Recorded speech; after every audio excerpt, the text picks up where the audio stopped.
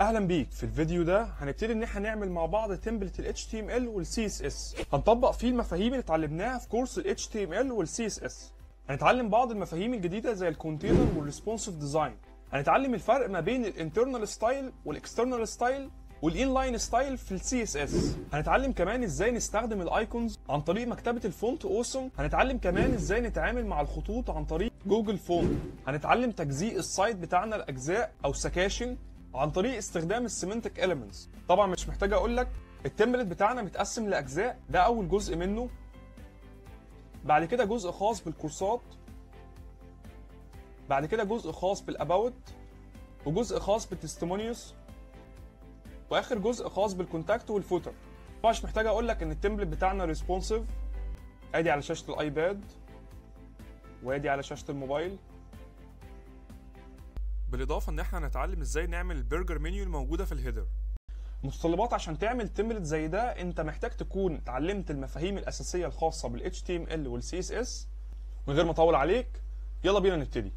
هنفتح ال VS Code وهتعمل فولدر جديد زي ما اتعلمنا في كورس ال HTML. هنبتدي اول حاجه بان احنا نعمل فايل جديد هنسميه مثلا project.html. زي ما اتفقنا الامتداد بتاعه لازم يكون HTML، وبعد كده شيفت ورقم 1، بعد كده انتر عشان نملى الجزء بتاع الهيدر سريعا. بعد كده هنغير التايتل بتاعنا لكود اكاديمي، ده اسم التمبلت بتاعنا. ثم بعد كده هنضيف ملف ال CSS. خلينا اوضح لك اول حاجه بس الفرق ما بين الانترنال ستايل والانلاين ستايل والاكسترنال ستايل. خلينا نتكلم الاول عن الانلاين ستايل والانترنال ستايل. الموضوع ببساطه شديده ان انا مثلا لو جيت هنا عملت H1 وجيت في ال H1 ده واديته ستايل كلر مثلا ريد، كتبت فيه اي تكست بالمنظر ده، كده انا عطيت انلاين ستايل خاص بالاليمنت ده. طيب الفرق بقى ما بين الستايل اللي احنا اتعلمناه عامه في التاج ستايل بتاع الكورس ال CSS او كورس ال HTML، وهو عده امور. اول حاجه خالص من حيث القوه اللي بيتنفذ اكتر وهو الانلاين ستايل. اول حاجه هتتنفذ هي الانلاين ستايل. خلينا نشوف كده مع بعض. زي ما انت شايف كده، كنسل الجزء الخاص بالانترنال ستايل اللي هو جوه التاج، واستخدم عندنا هنا الانلاين ستايل. ده انلاين ستايل عشان تبقى تفرق ما بينهم، وده هيكون انترنال ستايل. طيب ايه دليلي على الكلام دوت؟ لو انا جيت مسحت هنا جزء الستايل الخاص بالانلاين ستايل، هياخد بعد كده التنسيق اللي هو اللون الازرق اللي موجود في الانترنال ستايل. يبقى كده عرفنا الاولويه بتاعته من حيث الاستخدام، ان هو الانلاين ستايل ده اكثرهم قوه، بعد كده على طول الانترنال ستايل، بعد كده بيجي الاكسترنال ستايل. الاكسترنال ستايل ببساطه هو ان انا بنشئ ملف CSS بسميه مثلا styling او style.css. الملف ده بيكون في نفس الفولدر بتاع ال HTML. فكره الملف ده ببساطه ان انا بكتب فيه الاكواد الخاصه بال HTML بتاعتي. ده ترتيبه الثالث من حيث القوه، قوه التنفيذ بتاعته. يعني انا لو حاطط هنا مثلا الكلر بتاعه كده، وجيت ان انا حاولت ان انا اغير الكلر مثلا بتاع ال H، خليته هنا ريد، هينفذ الريد ومش هينفذ اللي موجود في الاكسترنال ستايل. لكن لو جيت كده شلت اللي موجود في الانترنال ستايل، هينفذ الكود الخاص بالاكسترنال ستايل. كده عرفنا الاولويه بتاعت البراوزر من ناحيه تنفيذ الاجزاء ديت، او ليه بنعتمد اكتر الاكسترنال ستايل في الشغل بتاعنا كبروجكتس. لان ببساطه شديده في عندك عده اسباب. السبب الاولاني خالص الموجود عندك، وهو ان انا لو عندي ملف CSS عايز ان انا اعمل له رن او اخليه موجود بنفس الكلاسز بنفس الستايلز بتاعته جوه اكتر من ملف HTML. يعني عندي اكتر من ملف HTML هنا، وعايز اديهم نفس الستايلز هي. فاقدر ببساطه شديده بدل ما انا اخد الكود ده كده كوبي وابتدي ان انا احطه كانترنال ستايل في كل ملف فيهم، لا، انا هكتب سطر واحد بس خاص بال CSS وانتهت العمليه على كده. ده اول فايده ليه. الفايده الثانيه خالص هو من ناحيه التنظيم بتاع الكود، ان انا مش مضطر ان انا اقعد بعد ما هخلص البروجكت. لو انت كتبت الستايل الخاص بال CSS مع الستايل مع التاجز بتاعت ال HTML، هيبقى عندك ملف طويل جدا مليان سطور كود طويله جدا، ومش هيكون في نوع من انواع التنظيم. لكن لما تفصلهم في صوره ملفات كده بيكون التنظيم افضل. دي تاني فايده للموضوع. الفايده الثالثه للموضوع وهو ان البراوزر بيقرا الكلام ده اسرع. هنتطرق للاجزاء دي اكتر، فكره البراوزر بيقرا انهي الاول وانهي اسرع وايه افضل طريقه بحيث ان انت تدي افضل بيرفورمانس او افضل اداء للبراوزر بتاعك وتخليه اسرع حاجه وما تبطئش الابلكيشن بتاعك. الكلام ده كده كله هنفهمه وقت ما احنا بنتعلم الجافا سكريبت، وهنعرف الطريقه اللي بيقرا بيها البراوزر سواء كانت ملفات ال HTML او ال CSS وايه الترتيب بتاعهم بالظبط. يبقى احنا كده عرفنا الفرق ما بين الانلاين ستايل، الانترنال ستايل، الاكسترنال ستايل. نبتدي بقى نخش على الاجزاء اللي جايه الخاصه بالبروجكت او اعداد البيئه بقى الخاصه بالبروجكت. اول حاجه خالص هنحتاجها في الهيدر عندنا وهو مكتبه الفونت اوسم. مكتبه الفونت اوسم ببساطه هي مكتبه متخصصه في فكره الايكونز. يعني انا عشان اعرض الايكونز ديت الموجوده عندك تحت، عشان اعرضها محتاج ان انا استخدم مكتبه الفونت اوسم، مش هقدر اعملها بالتاجز الخاصه بال HTML. طيب هتروح الاول تعمل سيرش على فونت اوسم، ثم بعد كده تخش على السايت بتاعهم بالمنظر ده كده. بعد كده هتعمل ساين ان وبعد كده ستارت فور فري، وهيدي لك في النهايه خالص لينك بعد ما يعمل الاوثنتيكيت وهيبعت لك ايميل، وهيدي لك في النهايه خالص لينك هيبقى بالمنظر ده مثلا. خلينا بس نكتب الكومنتس هنا ان ده اكسترنال ستايل وده هيبقى فونت اوسم، او هتستخدم اللينك اللي انا سايبه لك في الوصف مباشره على طول، وده هيحل نفس المشكله او هيعمل نفس الفكره بدون ما تخش تسجل على السايت بتاعهم. هيكون اللينك ده، يبقى انت هتستخدم يا اما اللينك ده عن طريق التسجيل بتاعك على السايت بتاعهم او هتستخدم اللينك ده من الوصف، مش الاثنين مع بعض. تمام، فخلينا ممكن مثلا نلغي ده ونستخدم اللينك الموجود عندنا. طيب ده كده بالنسبه للفونت اوسم كلايبرري. هنستخدم ايه تاني؟ هنستخدم جوجل فونت. هي عباره عن حاجه هتساعدنا في كتابه الخطوط او استخدام خطوط معينه. هتروح على جوجل طبعا وهتكتب جوجل فونت، وبعد كده هتروح على جوجل كده وهتكتب جوجل فونت. بعد كده هتخش على السايت بتاعهم، في السيرش بار الموجود فوق هتعمل سيرش على نوع الخط ده اللي هو اسمه روتو. بعد كده جيت فونت، وبعد كده هتاخد الكود الخاص بالخط ده. خلينا نشوف حاجه بالمنظر ده كده. هتاخد الكود ده كده كوبي وتحطه عندك في الجزء الخاص بتاع البروجكت بتاعنا بالشكل ده. ما ننساش هنا هنكتب الكومنت بتاعنا بتاع الجوجل فونت. كده احنا جهزنا البنيه الاساسيه اللي هنبتدي نستخدمها بعد كده في اجزاء تانية سواء كان في السي اس اس او في بقيه التاجز بتاعت ال HTML. اول حاجه خالص هنعملها ان احنا نحاول نقسم البروجكت بتاعنا لسكاشن زي ما احنا اتعودنا من خلال السيمانتك اليمنت. خلينا نبص بصه كده على شكل البروجكت عامل ازاي. هنا هتلاقي اول حاجه خالص ان هو مقسوم لهيدر، الهيدر من فوق، وبعد كده في عندك الهيدر ده جواه ناف بار، الناف ده فيه اللينكات بتاعتنا، وهتلاقي كمان في سيكشن الخاص بالهيرو، وسيكشن تاني خاص بالكورسات زي ما احنا اتفقنا، والسيكشن التالت خاص بالاباوت، والسيكشن الرابع خاص بالتستمونيوز، واخر حاجه خالص عندك الكونتاكت اس والفوتر. مهم جدا انك تعرف البنيه بتاعت البروجكت وتحاول تقسمها في دماغك كده قبل ما تبتدي تشتغل، ودي طريقه التفكير اللي بنفكر بيها عموما في الاجزاء اللي زي كده. طيب ايه اول المفاهيم اللي محتاجك كمان تتعلمها غير فكره التقسيم؟ هي فكره الكونتينر.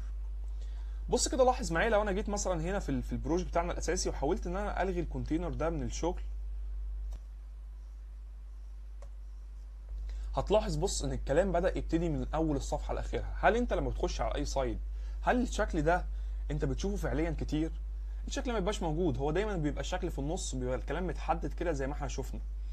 ده فكره الكونتينر ببساطه. بص مثلا لو جيت على السكشن الخاص بالكورسات وحاولت ان انا الغي فكره الكونتينر، بص الكلام بقى ممطوط ازاي، وبقت البوكسات كده بقى شكلها غريب جدا. مش عمرك ما هتخش على ويب سايت وهتلاقي ان المحتوى بادئ من الاول كده خالص. دايما معظم الويب سايتس زي كده مثلا ليها كونتينر اساسي محطوط فيه المحتوى بتاعنا. فده فكره الكونتينر ببساطه، ان هو بيحد شويه بيحد شويه من شكل المحتوى، بيخليه يتركز في النص، ده بيديه شكل جمالي اكتر للسايت. خلاص كده فهمنا فكره الكونتينر، عرفنا ايه لازمته. خلينا بقى نشوف هنصممه ازاي عندنا في البروجكت. اول سيكشن هنشتغل عليه وهو السيكشن الخاص بالهيدر. هنبتدي اول حاجه خالص نبني جزء في ال HTML، وبعد ما هنخلص هناخده الجزء نفسه ونبتدي ان احنا نشتغل عليه في ال CSS. ودي الطريقه الصحيحه لفكره انك تشتغل على جزء منفرد لوحده وتخلص ال HTML بتاعه وال CSS بتاعه. هنبتدي اول حاجه خالص بالهيدر، نكتب بس الكومنت بتاعنا الهيدر، وبعد كده هنكتب بقى التاجز الخاصه بالهيدر. اول تاج هنحتاجه طبعا هو الخاص بالسيمانتك اليمنت اللي هو الهيدر. وبعد كده هنحتاج ان احنا نعمل من جوه الديف دوت هيبقى الكونتينر بتاعنا. وهنشرح فكره الكونتينر دي هنعملها ازاي في السي اس اس. دي الحاويه اللي هنحط فيها المحتوى بتاعنا زي ما احنا اتفقنا، وهنحجمه من الجناب. طيب جوه الكونتينر هنعمل ديف اسمه، او هنديله كلاس اسمه هيدر كونتنت. جوه الديف ده هنحط المكونات الخاصه بالهيدر، واللي هو هيكون عباره عن، خلينا نلغي الجزء ده مش محتاجينه خلاص. هيكون عباره عن اللينك الخاص بتاعنا اللي هيبقى هنحط فيه المحتوى بتاع الكود اكاديمي ده. هيكون اللينك ده مش بيودي على حته بحيث ان هو يعمل ريفرش في الهوم بيج نفسها. هندي هنا كلاس اسمه لوجو، وهاخد نفس المحتوى هنا الموجود هيبقى كودينج اكاديمي. خلينا نعمل رن للجزء ده. كده خلاص احنا فهمنا الفكره نفسها او عرفنا التقسيم هنا هتبقى عامله ازاي. خلينا نشوف الاوتبوت على طول بصوره مستمره ونعمل الابديت بتاعه. الخطوه اللي بعد كده احنا محتاجين نعمل الناف بار بتاعنا اللي هيكون فيه اللينكات. فادي الناف بار بتاعنا هنعمل ان اوردر ليست. الان اوردر ليست فيها مجموعه من الايتمز، كل ايتم فيها ايه بيتم استخدامها او بتودينا على منطقه معينه في البروجكت. بس احنا عندنا هنا مجموعه من السكاشن، خلينا نراجعهم كده بسرعه. يعني كده الهوم، الاباوت، لا الاول الكورسات.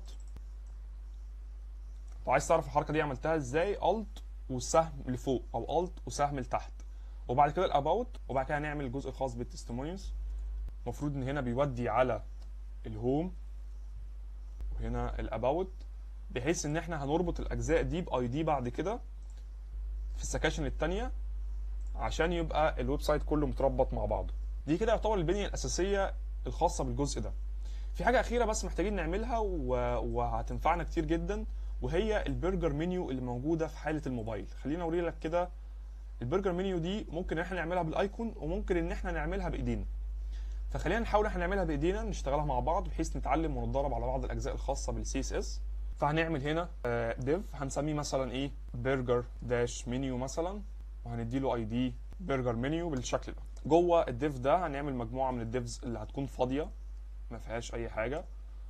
كده يعتبر احنا خلصنا البنيه الاساسيه الخاصه بالهيدر. خلينا نشوف كده الشكل العام. طبعا زي ما انت شايف مفيش اي ستايل، مفيش اي شكل للموضوع. هنبتدي بقى السي اس اس هي اللي هتدينا الشكل العام الجمالي للجزء ده. خلينا نشتغل مع بعض كده على الجزء الخاص بالسي اس اس. في شويه مفاهيم الاول محتاجك تعدي عليها وانت بتشتغل على اي بروجكت سي اس اس، ان احنا دايما بنكون محتاجين نعمل ريسيت للاليمنتس، عشان ده بيعمل لنا مشاكل واحنا شغالين في بعض العناصر. يعني بعض العناصر بتبقى واخده باي ديفولت مثلا مارجن بقيمه معينه او بادنج بقيمه معينه، فاحنا بنحاول ان احنا نعمل سكيب للجزء ده بحيث ان احنا ندي كل الاليمنت نعمل لها ريسيت للمارجن بتاعها وريسيت للبادنج بتاعها. في خاصيه ثانيه برضو محتاجين احنا نعملها، وهي خاصيه البوكس سايزنج بوردر بوكس. دي من اكتر الحاجات الاساسيه اللي نقدر نشتغل عليها. فخلينا ندي هنا مثلا كومنتس عشان نوضح بس. وخد بالك يعني وانت كده شغال على طول لازم تحاول انك تتعود على فكره الكومنتس او كده. هنقول هنا ريسيت للسي اس اس ستايل. طيب بعد كده هنبتدي احنا نشتغل على بعض الحاجات الاساسيه الخاصه بالبادي. البادي هنديله بعض الستايلنج الخاص بيه. اول حاجه خالص هنشتغلوا على الكالر بتاعه، بحيث ان هندي السيم، هندي اللون اللي هو الثلاث تلاتات دوت. بعد كده هنشتغلوا على الباك جراوند بتاعته. الباك جراوند هندي لون كده، اللون ده، بحيث كده اعتقد كده بانت معاك اهي.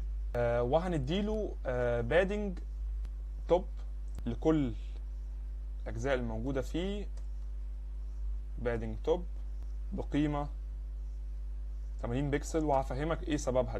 دي اهم الحاجات الاساسيه. واخر حاجه خالص محتاج تعرفها هو الخط بتاعنا هنستخدمه بقى بصوره شامله على كل الاجزاء الموجوده عندنا. طيب واخر حاجتين معانا هو الجزء الخاص بالخط. هنا هنستخدم فونت فاميلي عشان نحدد الخطوط بتاعتنا هتبقى عامله ازاي. هنستخدم الخط اللي احنا اوريدي عملنا له داونلود هنا من جوجل فونت، وهو اسمه روتو. ادي الخط بتاعنا. بعد كده اخر حاجه خالص وهي اللاين هايت بتاع الاليمنتس، بحيث ان هو يبقى فيه سبيس كده ما بين الاليمنتس وبعضها. ده السبيس ده يكون ثابت معانا في كل الاجزاء. عظيم جدا. كده احنا عملنا ريسيت لكل الاجزاء الرئيسيه الخاصه بالجزء. هنشتغلوا بعد كده على اللي اوت او الكونتينر بتاعنا، بحيث احنا نحدد الاليمنت زي ما اتفقنا. اول حاجه خالص هنعمله هنا كومنت خاص باللاي اوت، وبعد كده هنحدد الكونتينر بتاعنا. الكونتينر بتاعنا هنديله ماكسيمم ويدث هيبقى تقريبا 1200 بكسل. ماكسيمم ويدث مش ويدث. لو انا اديته ويدث بصوره مباشره هيبقى في مشكله كبيره جدا عندي، بحيث ان انا وانا شغال على الريسبونسيف هيبقى فيكسد، مش هيتحرك ولا هياخد ولا يدي معايا في فكره الريسبونسيف عموما. بادنج هيبقى من فوق ومن تحت زيرو، من الجناب 20 بكسل عشان يديني الحواف اللي هتكون في الجناب زي ما احنا شفنا كده في التصميم الاساسي بتاعنا، اللي هتكون من على اليمين وعلى الشمال بتاعها. تمام، ده كده عشان يديني الجزء ده. بعد كده هديله مارجن عشان اوسطه يبقى ثابت عندي في نص الصفحه بالظبط. تمام كده احنا يعتبر خلصنا اللي اوت او الجزء الخاص بالكونتينر. بعد كده هنشتغلوا على الهيدر. اول حاجه خالص محتاجينها في الهيدر، واحنا بنديله باك جراوند الاول عشان نشوفه كده ونشوف ايه وضعه بالظبط. نمسح الاجزاء دي كده، نشتغلوا مع بعض كده واحده واحده. باك جراوند كلر، اللون بتاعنا هيكون 2C. احنا طبعا ممكن نجيب الالوان من هنا، الهيدر نفسه اهو هتقدر تاخد اللون من هنا على طول. خلاص، يبقى انت بتحدد الاليمنت الاول وبعد كده بتخش على الستايل بتاعه وتاخد اللون. ولكن بعد كده في بقيه الكورس هنبتدي هنشتغل على طول بصوره مباشره، بنحط اللون على طول دايركت علشان اختصارا للوقت بس. مش بعد كده هنحاول ان احنا نظبط البوزيشن بتاعه عن طريق ان احنا نديله بوزيشن فيكسد، توب 0 ليفت 0 تمام، ويدث 100% عشان يبقى واخد الفول ويدث بتاعنا. بعد كده هديله بوكس شادو كده بحيث ان هو يظهر بصوره كويسه كده شبه ما موجود هنا. انت هتلاحظ هنا هيبقى فيه بوكس شادو كده بسيط على اللون، فمحتاجين ان احنا نديله هنا بوكس شادو اهو. خلينا نقول هنا مثلا 10 بكسل. بعد كده هنعمل ترانزيشن عشان في حاله ان انا مثلا بحاول ان انا انزل او اطلع يبقى فيه كده نوع من انواع الترانزيشن موجود فيه. ترانزيشن اول 3 سكند ايزي، بس ندي كده فورمات سريع للكود. اخر حاجه خالص، واحنا محتاجين ان هو يكون فوق كل الاليمنتس، بحيث ان احنا لما ننزل كده هتلاقي ان هو بص هو نازل معاك فوق كل الاليمنتس. فمحتاجين ان احنا نديله زد اندكس كبيره جدا مثلا 1000 اي رقم يعني. بعد كده هنشتغلوا على الاجزاء بقى الخاصه بالهيدر كونتنت او الجزء بتاعنا بتاع خلينا ناخد الكلاس كده بس كوبي، وبعد كده هندي ديسبلاي فليكس اول حاجه. بعد كده جاستاي سبيس بتوين الاين ايتم، التنسيقات كلها بس عشان نظبط بيها المحتوى بتاع الهيدر. اخر حاجه خالص انا محتاج بس اديله نفس الترانزيشن ده بحيث ان هو يتجاوب معايا بنفس الطريقه. يبقى هنا هنقول اللوجو بتاعنا، جوه اللوجو في مجموعه من الستايلز هنعملها مع بعض. هتكون طبعا محتاجين التكست دايركشن تمام، بس مش هنشتغلوا بالبكسل، هنشتغلوا بال ERM، بحيث ان هو لو انا حاولت ان انا اغير بعد كده هو بيغير على حسب البيرنت. يعني مش هستخدم هنا البكسل، هستخدم الاي ار ام. انت ممكن تعمل سيرش على الاي ار ام الاي ام والفرق ما بينها وما بين البكسل. هنقول 1.8 اي ار ام. بعد كده بس هظبطنا الفونت سايز بتاعه. خلينا برضو نظبط، ممكن نديله مثلا كلر عشان بجد مضايقني جدا اللون بتاعه شكله غريب جدا. خلينا ناخد الكلر برضو من التصميم. ادي ده اللون بتاعنا اهو، ناخده نحطه اهو بصوره مباشره. خلاص كده ايه. وطبعا زي ما احنا شايفين في التصميم الاساسي لما بتعمل عليه هافر بيتغير اللون بتاعه. فخلينا نعمل الجزء ده برضو معانا بالمره عشان يبقى الكود كده كله مترتب وكاتبين الاجزاء كلها الخاص بيها ورا بعضها. الكلر بتاعه بيتغير للون ده، اعتقد نفس اللون الموجود عندنا في التصميم هو بالظبط. وبكده احنا نكون خلصنا الجزء الخاص بالهيدر. خلينا بقى نشتغل على الجزء الخاص بالناف ستايل. هنبتدي اول حاجه خالص بالناف. مش محتاجين نديله ستايل الناف عموما. هنخش على اليو ال اللي موجود جواه.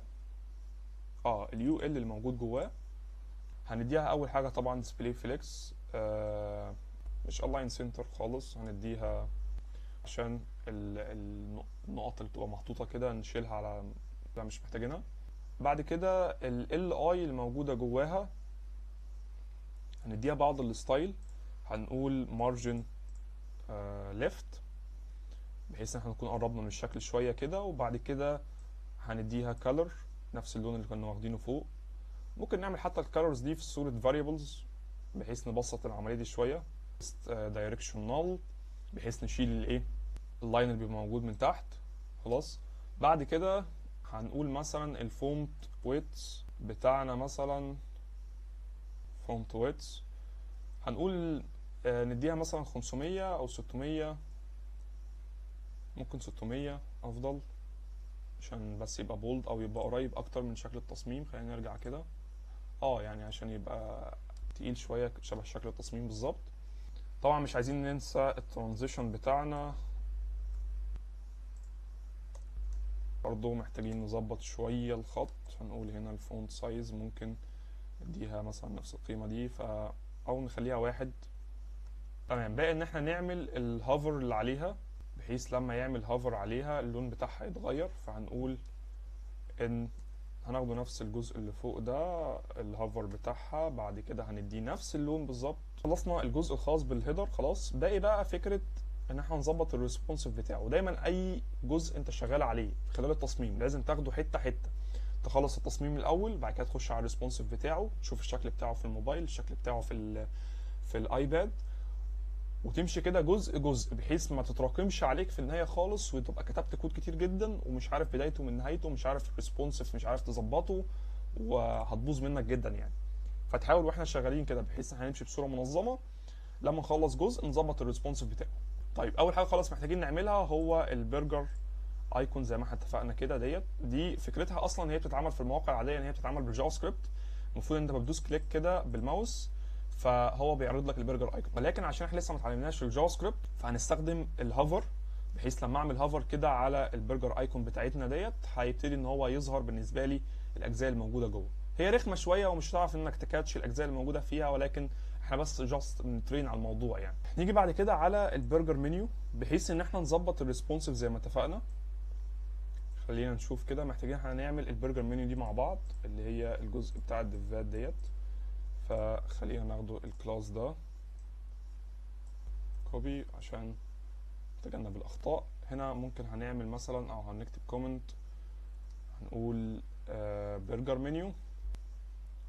هنقول هنا برضو الكلاس بتاعنا بتاع البرجر منيو، هنحط جواه شوية ستايلز كده عشان نظبط الفكرة بتاعته.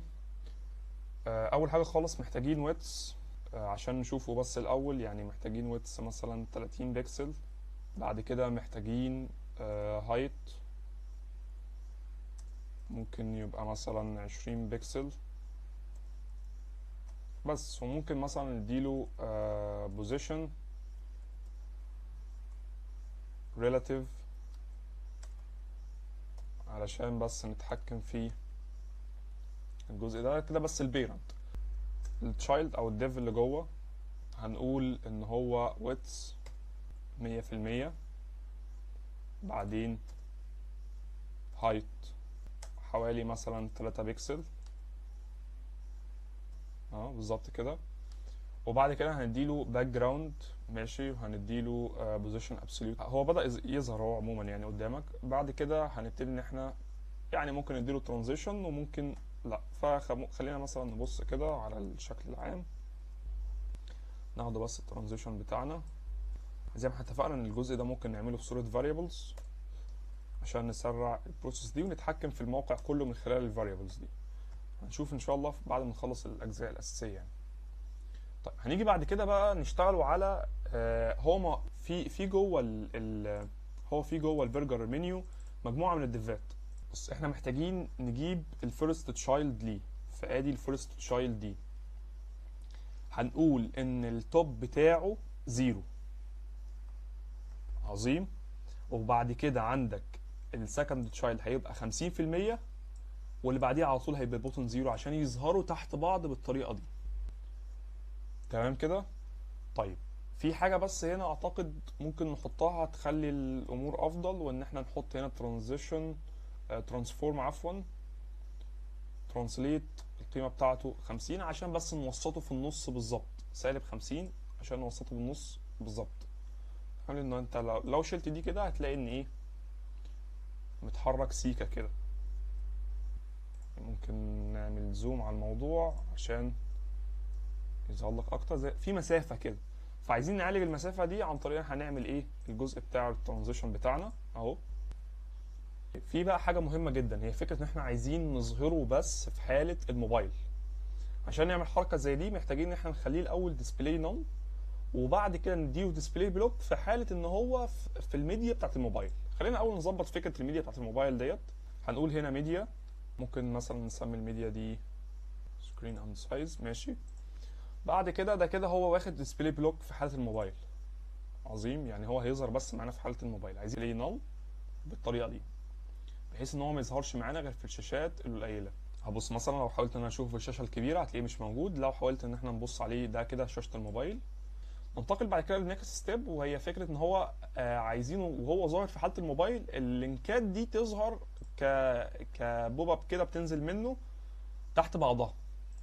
هنعالج الحوار ده ازاي؟ خلينا نشوف كده. هنيجي جوه السكرين بتاعت الموبايل في حاله نفس الميديا بتاعتنا، وهنقول هنا ناف، نشتغلوا على اليو ال اللي جوه، بوزيشن فيكسد توب 80 بكسل، رايت ليفت 0، بعد كده ويتس 100%.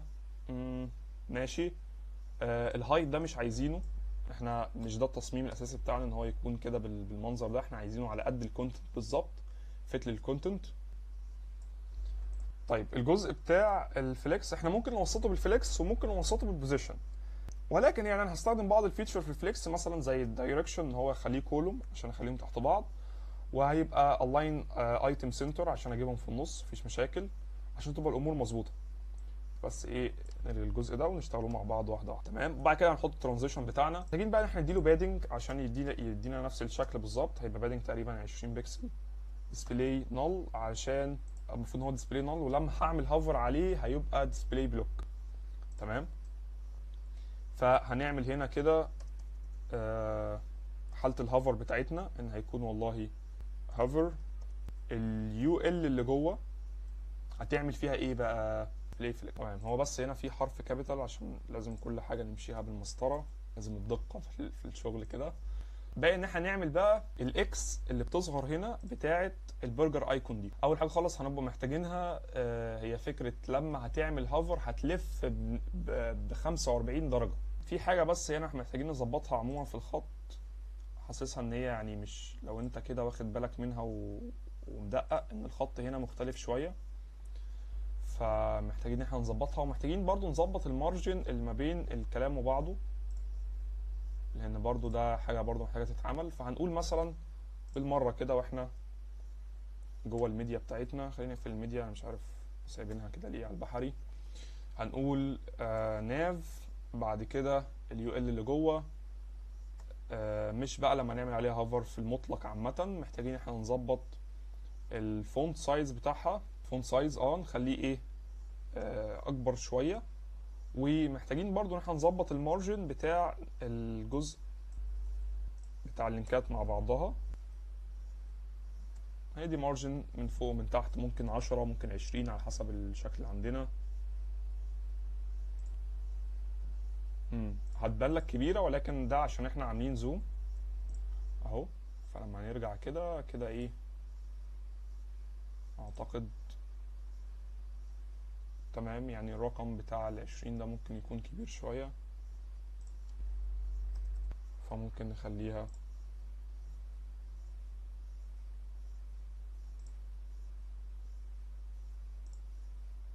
تمام. اعتقد حتى ده افضل من التصميم الاساسي يعني.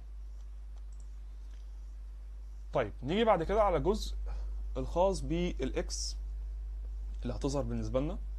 ومحتاجين برضو نظبط حاجه مهمه جدا، وهي حاله مثلا لما يكون ان خلاص بقى يعني السايز بتاع اللوجو كبير جدا على الشاشه، فمحتاجين احنا نظبطه برضو معانا. فهنيجي مثلا في الميديا بتاعه الموبايل، لان حاله الموبايل هتبقى رخمه شويه. يعني مثلا كده السايز بص هيبقى كبير جدا، في حين انت لو جيت على التصميم الاساسي هتلاقي ان السايز هنا لا، حجمه قل. تمام. فعايزين نعمل نفس الفكره بالظبط في حاله الموبايل او الشاشات الصغيره خالص. هنعمله ميديا كده منفصله تماما. سكرين والماكس سايز بتاعنا 450 بكسل اللي هو الجزء بتاع الموبايل. بص اهو، اللي هو اقل من 480 بكسل. تمام. بعد كده هنقول هنا هنظبط بقى اللوجو بتاعنا كفونت سايز هيبقى عامل ازاي. تمام. وحتى اللينكات هيبقى برضو الحجم بتاعها هيقل، ده هيدينا شويه شكل افضل يعني، شبه التصميم بالظبط كده. ولما بنرجع في الشاشات اللي بعد كده بيكبر التصميم او بيكبر السايز بتاعه. طيب في حاجه بقى يعني نرجع لها تاني، وهي فكره الجزء الخاص بالاكس اللي بتظهر بتاعه البرجر منيو. عشان تعمل الحركه دي بص، انت محتاج انت تعدي على 3 مراحل. اول مرحله خالص ان انت تيجي على اللي في النص، على البرجر اللي هي في النص وتلغيها خالص، وبعد كده هتلف اللي فوق واللي تحت بحيث تخليهم عاملين اكس. هنعمل بقى الحركه دي ازاي؟ ركز معايا. طبعا الحركه دي بتحصل في حاله الميديا بتاعت الموبايل بس، يعني هنا مثلا مش هتكون اساسا موجوده فمش هيبقى ليها لازمه. تمام. فاحنا هنكتبها فين عشان ما نبقاش بنكرر كود؟ احنا محتاجين نعمل الجزء ده بس في الحته الخاصه بالميديا بتاعت اللي هيظهر فيها البرجر ايكون بس، لكن مش في الاساسيه، لان في الاساسيه اصلا مفيش برجر ايكون هتكون موجوده لحد مثلا الميديا اللي هتكون بالنسبه لنا 700 نفس الميديا اللي احنا كنا عاملينها، فهتبقى 700 نفس الميديا دي كده بالظبط عشان ما نكررش الكود. فهنكتب نفس الكود بتاعنا جوه الايه، جوه الميديا الاساسيه بتاعتنا اللي هي هنا 768. الارقام دي فعليا بيتم استخدامها برضو في البوت ستراب وفي مكتبات كتيره جدا. فالارقام دي يعني هي ثابته لما هنعمل عليها هافر الديف اللي جوه. ادي كده الهافر بتاعنا، الديف اللي جوه هتعمل فيه ايه؟ بس اي ديف يعني لازم نحدد بالظبط. احنا هنختاره الاول الديف اللي في النص، هنختاره الاول الديف اللي في النص بحيث نخلي الاوباسيتي بتاعته 0، وهناخده الديف اللي في الاول نخلي نديله ترانزيشن ترانسفورم ترانسليت بقيمه 10 بكسل، وهنديله روتيت 45 درجه. تمام. ده كده في الديف الاولاني، وهنكرر نفس الموضوع في الديف الثاني ولكن عكس الاتجاه عشان يلف الناحيه الثانيه. فالديف الاول هيلف من ناحيه اليمين مثلا، والديف الثاني هيلف ناحيه الشمال. اكشلي الاتجاهات دي مظبوطه، لو حاولت تعملها بايديك هتلاقيها فعلا نفس الارقام دي بالظبط مظبوطه. تمام. طبعا هو في زي مسافه كده صغيره بسبب مثلا ان ال 10 بكسل دي مش مظبوطه شويه، فممكن نظبطها مثلا ان احنا نخلي دي بدل ال 10 دي نخليها مثلا 8. كده بقت افضل شويه وبقى ايه القيمه بتاعتها تمام. خلينا نخش بقى على السكشن اللي بعده، والسكشن اللي بعده خاص بالهيرو. يعتبر ده كان السكشن الخاص بالهيدر، كان يعتبر اطول سكشن في السكشن دي كلها. السكشن اللي جايه كلها هتكون بسيطه وسهله ان شاء الله ومش هتاخد معانا وقت خالص. السكشن اللي جاي هيكون هيرو سكشن. هنبتدي اول حاجه خالص في الهيرو سكشن. خلينا الاول نعمل الجزء بتاع ال HTML بتاعه. هنيجي هنا وهنقول هيرو، كان نظبط الكود بتاعه واحده واحده. اول حاجه خالص محتاجين احنا نعمل سكشن خاص بيه. جوه الكونتينر هيبقى فيه عندنا هيرو كونتنت، هيبقى فيه المحتوى بتاعنا اللي هو هناخده طبعا كوبي لان يعني مختلف. هيبقى ده الهيدر بتاعنا، الجزء الاولاني بتاعنا كهيدر، وبعد كده هناخده الباراجراف وادي اللينك. بعد كده اخر حاجه خالص الزرار دوت هو عباره عن لينك بيوديك على اجزاء تانية من الكورس او السكشن الخاص بالكورسات. زي ما احنا شايفين لو دوسنا كده على التصميم الاساسي هيوصلنا هنا. نرجع بقى للاساس بتاعنا. احنا بس محتاجين ان احنا ندي هنا كلاس. تمام. او ندي كلاس هنا بوتون. مظبوط. عظيم جدا. خلينا نخش بقى على الجزء الخاص بالسي اس اس. هناخده طبعا الكلاس بتاع الهيرو. احنا هنا عاطين اي دي بس، فالمفروض برضو ندي كلاس هيرو. بعد كده هناخده الكلاس ده كده كوبي، وهنبتدي. احنا ممكن ننسق بالاي دي عادي يعني، بس عشان نبقوا ماشيين بس بباترن واحد يعني مفيش مشاكل. اول حاجه خالص محتاجين احنا نعملها ان احنا نظبط المحتوى بتاعنا بالفليكس بوكس. بعد كده هنقول برضو الحاجات الاساسيه، يعني مثلا هندي مثلا جوستيفاي وكالر للخط، نفس الكالر اللي هو كان موجود عندنا في التصميم تقريبا كان ابيض. طيب محتاجين بقى نظبط الباك جراوند عشان نبتدي احنا نحط الصوره ديت، عشان كده الكلام مش باين خالص. فممكن احنا طبعا عشان هي هنستخدم فيها الخاصيه بتاعه الباك جراوند ايمج، المفروض ان الصوره دي هتكون موجوده عندنا في الجهاز، ولكن انا هسيب لك لينكات الصور دي بصوره مباشره في الديسكربشن تحت عشان ما اضطرش ان انت تنزل اللينكات دي على طول، يعني بحيث ان انا ابقى بسطت عليك الدنيا شويه. طبعا هي بتاخد اليو ار ال بتاعنا، فهناخده اللينك بتاع الصوره على طول ونحطه دايركت.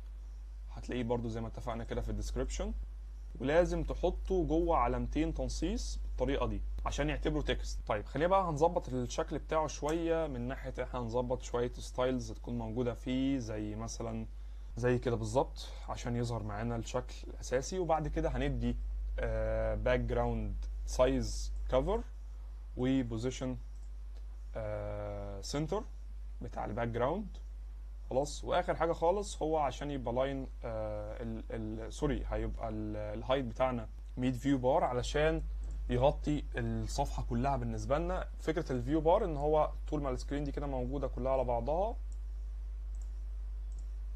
اوكي احنا كاتبين الكود في الميديا فعشان كده مش ظاهر عندنا في حاله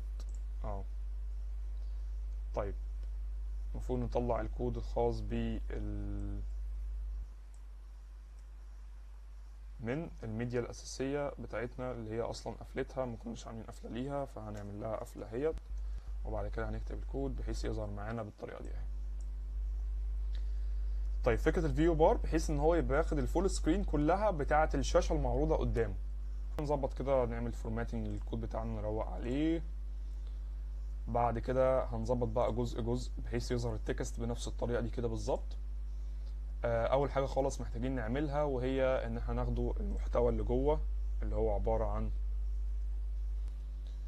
الهيدر اللي جوه بالنسبه لي، او هناخده مثلا الكلاس بتاع الهيرو كونتنت ده الاول نظبطه وبعد كده ناخده الهيدر.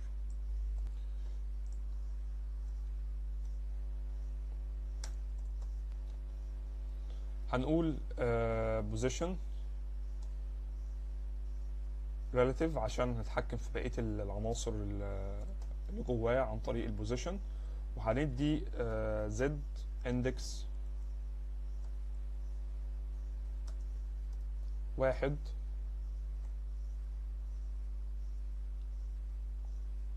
عشان يبقى فوق الجزء ده، الجزء بتاع الصورة كنوع من انواع بس الاحتياط مش اكتر. وممكن عامة نلغيه، هو كده كده هيبقى فوق الجزء يعني مفيش مشاكل.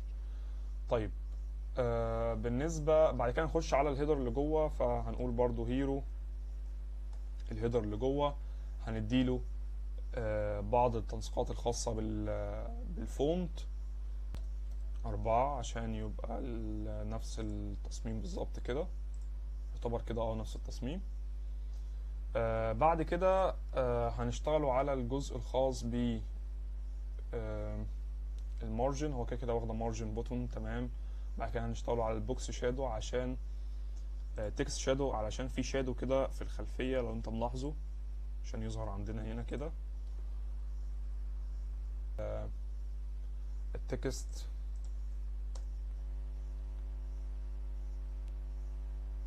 الاين سنتر يبقى كل المحتوى موجود عندي التكست شادو.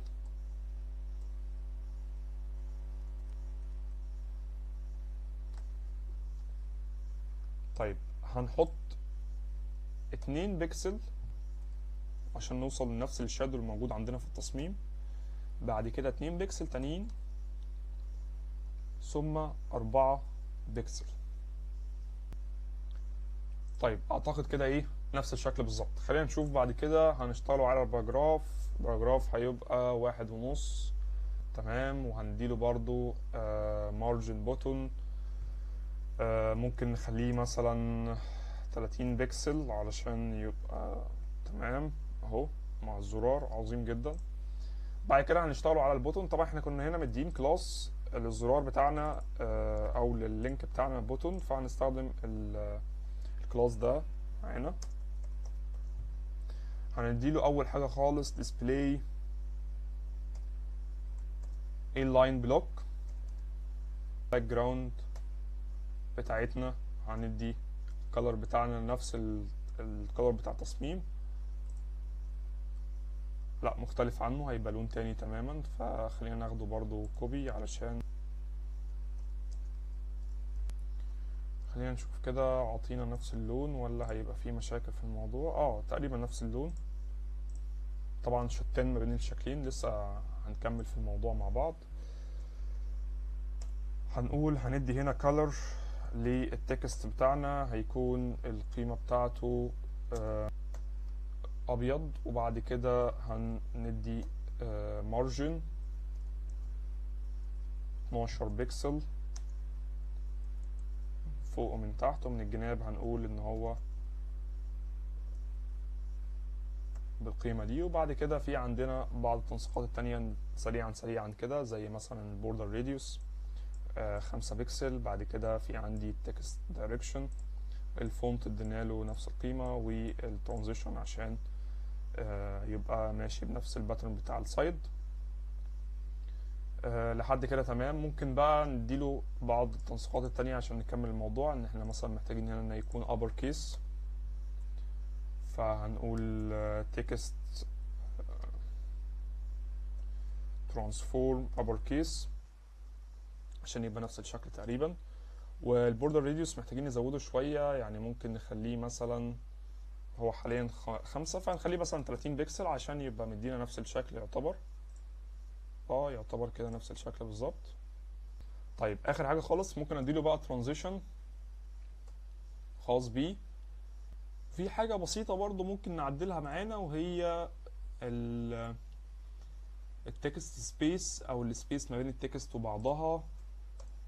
فدي كده تفاصيل صغيرة خالص ممكن ما تاخدش بالك منها عامة في التصاميم، ولكن انا بحاول الفت نظرك ليها حاليا. في عندي بعد كده عشان اديله بقى نفس الافكتيف اللي بيحصل، ان هو يطلع لفوق بالظبط كده بالنسبة لنا. تمام. فهدي هنا، وهدي القيمة دلوقتي في الهوفر خلاص. فهدي هنا كده value، هدي هنا value transition.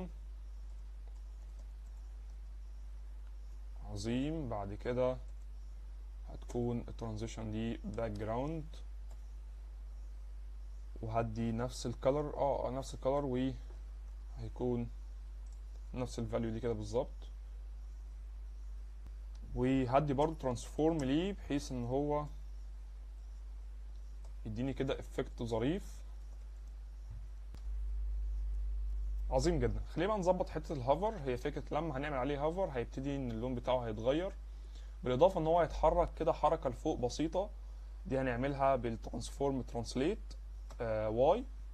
ممكن نقول هنا 3 بكسل او كده عشان يبقى ايه، عشان يديلك نفس الافكتيف اللي بيحصل هنا كده بالظبط. فهيبقى المنظر ده. طيب وكده نكون خلصنا السكشن بتاع الهيرو. هنخش بعد كده على السكشن الخاص بالكورسات. السكشن طبعا ريسبونسيف اهو زي التصميم الاساسي بتاعنا. طيب في السكشن الخاص بالكورسات هنبتدي ان احنا واحده واحده كده. اول حاجه انت عندك هيدر، بعد كده في عندك مجموعه من البوكسز، كل بوكس فيهم في مجموعه من الداتا. ده عباره عن هيدر، ده باراجراف، ده هيكون البوتون او اللينك بتاعنا.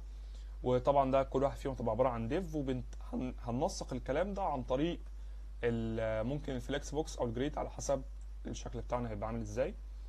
فخلينا نبتدي اول حاجه خالص بالاستراكشر بتاعنا في ال HTML. هنعمل هنا على طول الكومنت بتاعنا الظريف، وهنقول هنا دي كده كورسز. هندي طبعا للسكشن اي دي عشان نقدر نتحكم فيه. لو انا جيت هنا مثلا على اللينك كده بالطريقه دي ودوست، فيوصلني لتحت على طول. وكلاس، وكمان هندي الجزء بتاعه ككونتينر. وطبعا اتفقنا ان فيه هيدر فوق. ممكن بقى مثلا نحاول ان احنا ننسقه بالجريد. المره دي احنا استخدمنا الفليكس كتير جدا، فنحاول ان احنا نظبط الموضوع بالجريد. فهنقول هنا مثلا كورسز جريد. طيب يا سيدي شكرا، مش عايزك تكتب لي حاجه دلوقتي. كورسز جريد. عظيم جدا. وبعد كده هنحط هنا مثلا كومنت لاول بوكس هيكون موجود عندنا. خد بالك كده انا كده ببني اول بوكس هيكون موجود عندي. تمام. فهقول هنا جوه اول بوكس كده بالظبط، هو اول بوكس خاص ب HTML و CSS. تمام.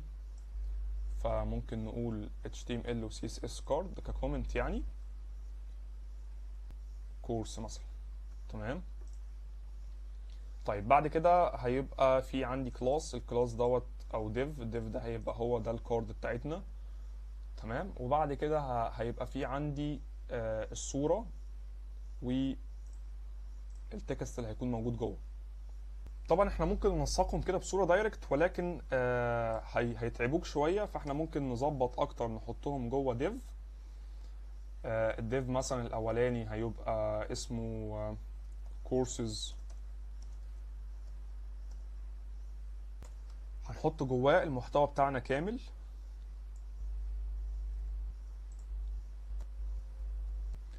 او عشان يبقى معبر اكتر فهنقوله كورس انفو عشان يبقى ده خاص بالداتا بتاعتنا.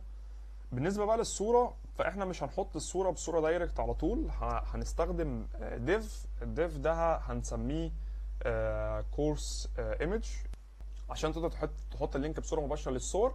فانت هتكون محتاج ان انت تعمل الحركه دي بالذات، هي ان انت هتدي ستايل وبعد كده هتحط اللينك الخاص بالصوره اللي هتلاقيه جوه الديسكربشن تحت. ده تجنبا بس الفكره ان انت تضطر تنزل الصوره دي عندك في البروجكت. هناخد نفس التكست بالظبط عشان يكون موجود عندنا هنا ستارت ناو، واعتقد التايتل نفسه هو ولكن هنزود بس عليها فكره فور بيجنر بالشكل ده. ممكن ندي بس فورمات كده للكود عشان ننظم الدنيا اكتر. هنكرر نفس الجزء ده كده بالظبط في بقيه الكاردز التانية مع اختلاف طبعا التكست، فخلينا نعمله سريعا وارجع لك. طيب ورجعت لك بعد ما خلصنا او ملينا الداتا الخاصه ببقيه السكاشن التانية او بقيه المحتوى الكاردز التانية. المفروض طبعا ان انت هنا حطيت الصوره ولكن هي مش ظاهره معاك بسبب ان ما فيهاش ويدث او ما فيهاش هايت. هنشوف دلوقتي على حسب، ما فيهاش هايت فهي هتلاقيها مش ظاهره معاك. لو جيت هنا مثلا وعملت هايت 10 بكسل اهي بدات تظهر معانا مثلا، فدي لسه طبعا هنظبطها في السي اس اس. في حاجه بقى لو لاحظتها لو انت شاطر بقى معايا، فكره ان احنا هنا عاطين نفس الكلاس بتاع البوتون. هتلاحظ حاجه مهمه جدا بحيث ان احنا ما نكررش الكود بتاعنا. اول ما هنبص كده على السايد هتلاقي ان في البوتون ده متكرر عندنا في اجزاء كتيره جدا، زي هنا مثلا وهنا وهنا في معظم الكاردز. فبدل ما انا ادي تنسيقات لنفس الالوان بالظبط في نفس البوتون، فانا ببساطه شديده هاخد البوتون دوت وهحطه هو ككلاس في الجزء بتاعه بالظبط كده، زي الايه، زي الحته بتاعت اللينك كده بالظبط. نفس الفكره عملناها في الهيرو. عظيم جدا. خلينا نبتدي بقى ننسق الجزء الخاص بالسكشن بتاع الكورسات بتاعنا. ادي الكلاس بتاعنا. بعد كده هندي بقى بادنج. خلينا نشوف كده الجزء موجود عندنا. هندي بادنج ممكن، وهندي باك جراوند نفس اللون او هندي باك جراوند كلر ابيض للسكشن ده عشان هيكون مختلف عن البادي كامل. البادي كنا مدينه لون كده معين اللي هو لون الباك جراوند الحاليه، ولكن دي عشان نفصله كده فهنديله باك جراوند وبادنج الاول. فادي كده بادنج ممكن نقول مثلا 100 بكسل من فوق ومن تحت، وده هنمشيه على كل السكاشن. وهندي هنا باك جراوند كلر اللون الابيض بتاعنا هيبقى الاف فات دي كلها. بعد كده هنشتغلوا على السكشن اللي جوه اللي هو بالنسبه لي هيبقى، طيب السكشن اللي جوه ممكن نشتغلوا على الهيدر على طول. هو مفيش غير هيدر واحد اللي هو الاتش 2 الموجود عندنا، فممكن مثلا ناخده نفس الكلاس هو بتاع الكورسز ونقول الاتش 2 الموجود عندنا بدل ما نديله كلاس عشان يعني ما نزودش كود على نفسنا. هيبقى ال H2 بتاعنا وهنستخدم جواه، هنقول بقى هنديله مثلا ممكن تكست الاين سنتر ماشي، وهنديله مارجن بوتون ممكن نقول 50. نشوف كده 50. وهنديله كمان فونت سايز ممكن 3 فعلا. واخر حاجه خالص ممكن يكون الكالر بتاعه اللون اللي هنا. خلينا نشوف كده اللون ده ايه، ناخده كده كوبي ونشوف ايه الوضع بتاعه. طيب قلنا ان احنا هنستخدم الجريد في تقسيمه الجزء ده، فممكن مثلا نكتب كومنت هنا نقول مثلا ان ده جريد. طيب هناخده بعد كده الكلاس اللي اتفقنا عليه بتاع الجريد اللي هو اسمه كورسز جريد، وبعد كده هنبتدي نشتغل على الكلاس ده واحدة واحدة مع بعض. هندي طبعا أول حاجة خالص display grid، وبعد كده هنعمل التقسيمة بتاعتنا بتاعة الجريد. بص هو بالنسبة لي هو عامل فعليا، خلينا نشوف كده في التصميم الأساسي، هو عامل 3 كولومز بالمنظر ده وفي جاب ما بينهم تقريبا. الجاب ده ممكن نقول عليه 40 بكسل. هنشوف دلوقتي مع بعض. فهنقول مثلا تمبلت. بعد كده هنقول هنستخدم الاوتو فيل علشان نظبط الجزء ده. يبقى اوتو فيل. تمام. وبعد كده المينيمم ماكس ممكن مثلا 250 او 300 لحد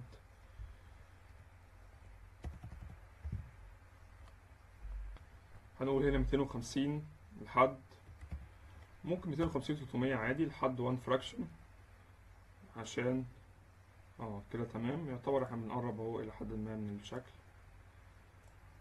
ممكن السبيس بس هنا مش عايزين بادنج عشان هيعمل لنا مشاكل. تمام. خلينا بقى نظبط الجزء الخاص بالكاردز الموجودة عندنا. هنقول الكورسز الكارد بتاع الكورسز كارد ك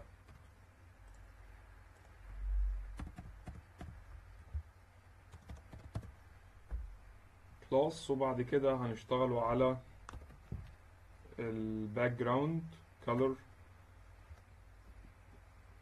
نشوف اللون بتاعنا هنا ايه.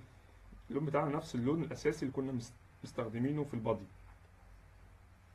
تمام. فخلينا ناخده كده كوبي تسريعا بس للوقت.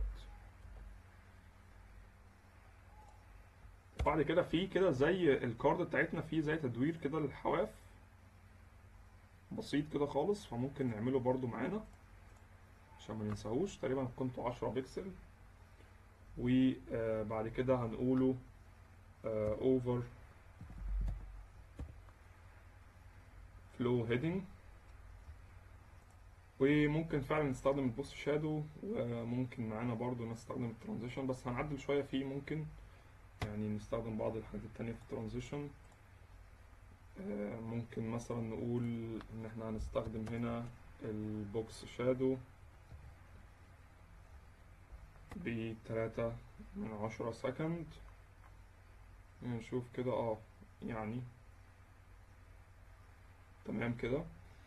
بعد كده ننتقل لفكرة طبعا هو الهوفر بيبقى فيه نفس فكرة الترانسفورم ترانسليت لفوق بمقدار 10 بكسل. نفس الفكرة عملناها فوق في البوتن اللي فوق اللي هو بتاع الهيرو ده.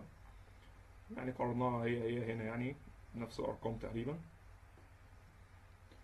وممكن كمان ندي بوكس شادو بحيث ان هو يبقى شكله شبه التصميم بالظبط كده اهو. عظيم جدا. نبتدي بقى نشتغل على الصورة اللي جوه.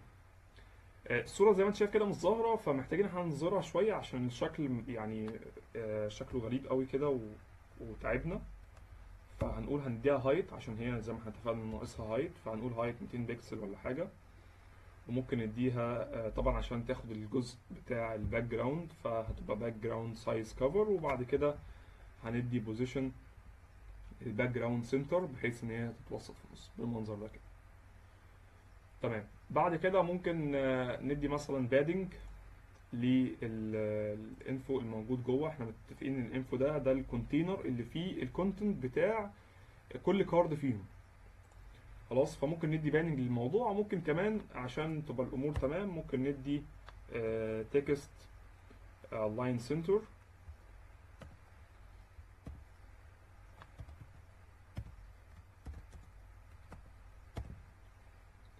طيب بعد كده ممكن مثلا ان احنا نستخدم ممكن بقى ناخده جزء موجود عندنا زي التايتل اللي هو الهيدر الموجود جوه. يعني احنا مديله كلاس فخلينا نستفاد من الكلاس. ممكن انت تشتغل مثلا ايه ان تقول على طول اتش تقول على طول مثلا اتش. ممكن انت مثلا تستخدم ان احنا نقول على طول اتش 3 مثلا او باراجراف. يعني عايز تمشيها كده عايز تمشيها بالكلاس ماشي. ممكن نشيل الكلاسز لو حابب. يعني ممكن نشيل الكلاسز ونشتغل كده عادي مفيش مشاكل. بس هيعمل لنا شويه مشاكل في لو احنا عايزين نمسك كارد معينه. ولكن هما تقريبا كلهم هياخدوا نفس الستايل فمش هيكون معانا ادنى مشكله. فممكن نشتغل على طول بكلاس انفو. بعد كده انا بس بحاول اوصف لك ان في اكتر من طريقه ان انت تعمل نفس الفكره نفسها هي بدون يعني كان اتش 3 تقريبا، بدون ما تحجم نفسك بنفس الطريقه اللي انا شغال بيها. يعني ممكن تعمل نفس الاوتبوت اللي انا بطلعه ولكن باسلوب تاني مختلف تماما عادي خالص. طيب هنبتدي بقى نشتغل على الجزء بتاع التايتل او اللي هو ال H1. هندي شوية تنسيقات كده خاصة بيه، زي مثلا الفونت سايز بتاعه. نشوف كده المنظر العام هيبقى عامل ازاي. بعد كده ممكن نقول مثلا الفونت سايز ده 1.5 ERM، معظم الأجزاء اللي اشتغلناها فوق. وهنقول كمان ممكن نديله مارجن مثلا بوتون عشان نفصل ما بين الجزء اللي تحت. ممكن يبقى 10 بكسل، هنشوف دلوقتي القيمة بتاعته تبقى عاملة ازاي. وهندي color نفس اللون الموجود في التصميم، اعتقد كان لونه اللون الاسود ده، فممكن ناخده برضو من بقية الاجزاء اللي ممكن موجودة فوق. طبعا بفضل له بس الهاشنج بتاعه عشان تبقى الامور تمام لحد كده. الشكل تمام. باقي بقى نفصل ما بين الباراجراف ده والبوتون.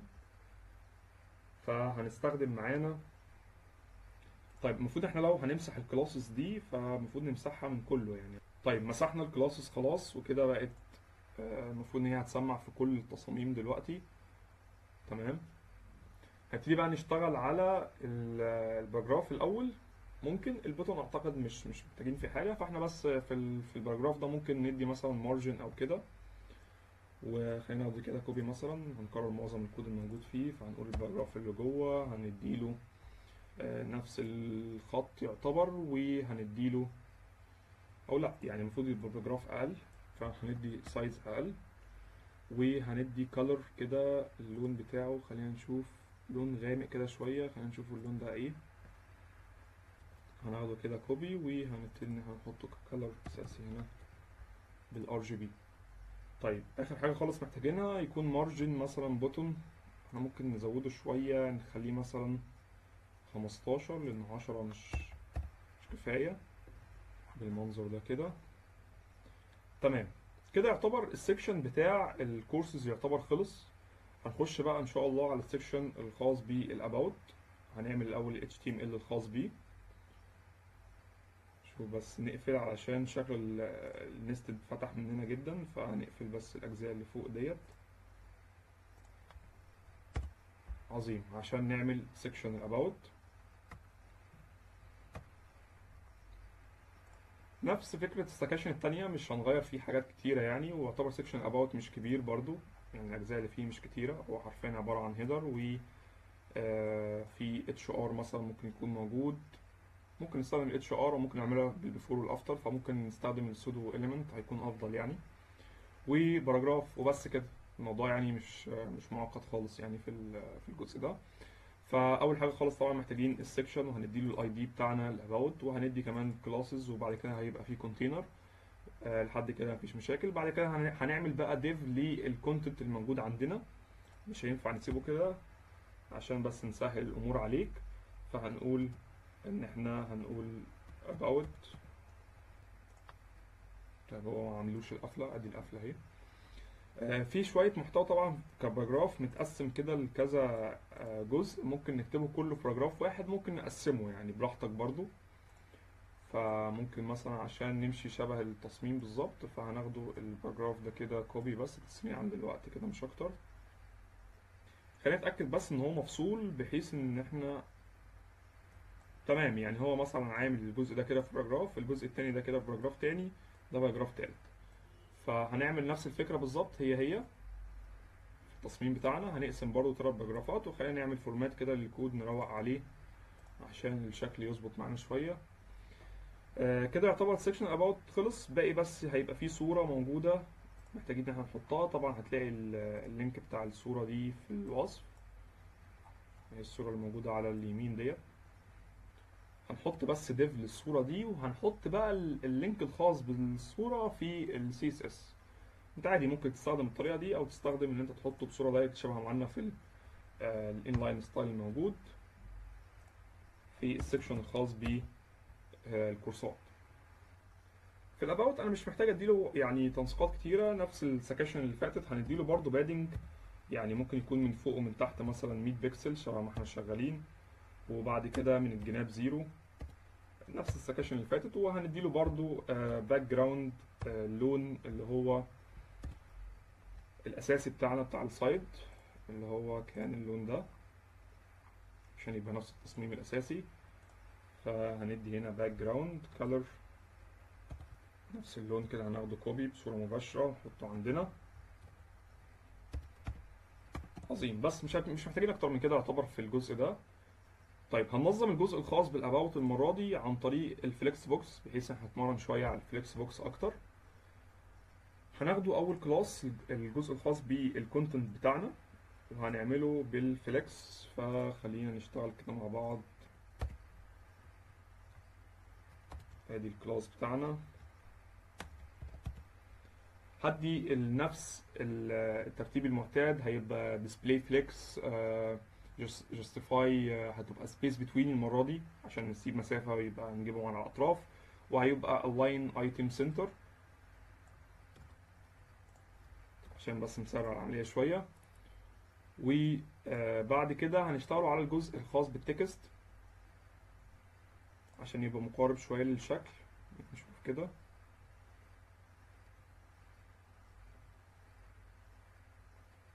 طيب ممكن نضيف الصورة الأول وبعد كده نخش على الجزء الخاص بالتكست عشان تبتدي يعني الشكل يوضح معاك أكتر. فأول حاجة خالص ممكن أدي هنا فليكس 1 مثلا عشان السايز، وممكن أدي مثلا هايت للصورة عشان تظهر لأن هي غالبا مش هتكون ظاهرة، فهنقول إن هو حوالي 400 بكسل. بعد كده ممكن ان انا ادي الباك جراوند واحط بقى لينك الصوره الخاص بينا، فهنقول باك جراوند ايمج، وهندي هتحط نفس اللينك الموجود عندك في الديسكربشن، هيبقى اليو ار ال بتاعك اهو، وهنحطه طبعا جوه تكست عشان يظهر بالنسبه لك. عظيم جدا لحد هنا. طبعا لسه ناقصها شويه حاجات عشان تظهر معاك بصوره تمام، ان احنا نديها باك جراوند كفر نفس التنسيقات اللي اديناها في الاجزاء اللي فوق، هناخدها كوبي عادي اللي هو الجزء الكفر والجزء الخاص بالبوزيشن.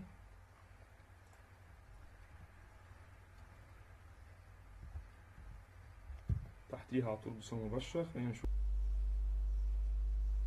طيب بعد ما ظبطنا الجزء الخاص بالصورة وحاليا هي ظاهرة معانا، خلينا كده بس تقريبا دي فيها مشكلة عشان البوردر ريديوس مش شغال، فغالبا الخاصية مكتوبة غلط. تقريبا دي ايه بوردر ريديوس، هنشوف كده. تمام كده امورنا تمام مفيش مشاكل. في بس حاجه بسيطه في السكشن الخاص بالكورسز انا لاحظتها وانا شغال، هي فكره ان هو يعني مش ماشي بمحتوى طولي كده، فدي طبعا مشكله. يعني سببها لما دورت كده في النستد الخاص بالكورسز لقينا ان احنا ضايفين حاجه كده ملهاش لازمه، وهو الكورسز كارد ده حرفيا يعني ملوش اي لازمه، فبالتالي كانت التنسيقات عندنا فيها مشاكل. بس فلما شلناه كانت الامور كده تمام.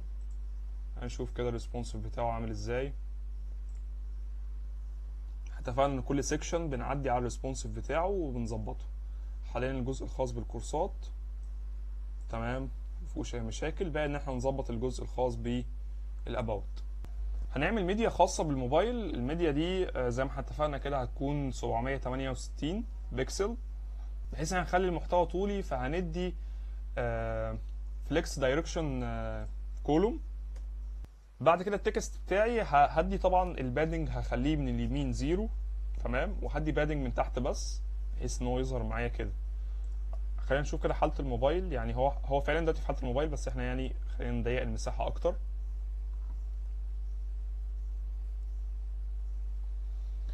عظيم جدا. عشان بس ما نكررش الميديا دي فممكن مثلا نخليها تحت كده ونكمل بقيه الكود بتاعنا هنا، نكمل بقيه السكاشن، لان غالبا الميديا دي هنحتاجها في اجزاء تانية بعدين خاصه بالفوتر واجزاء تانية من السكاشن اللي جايه.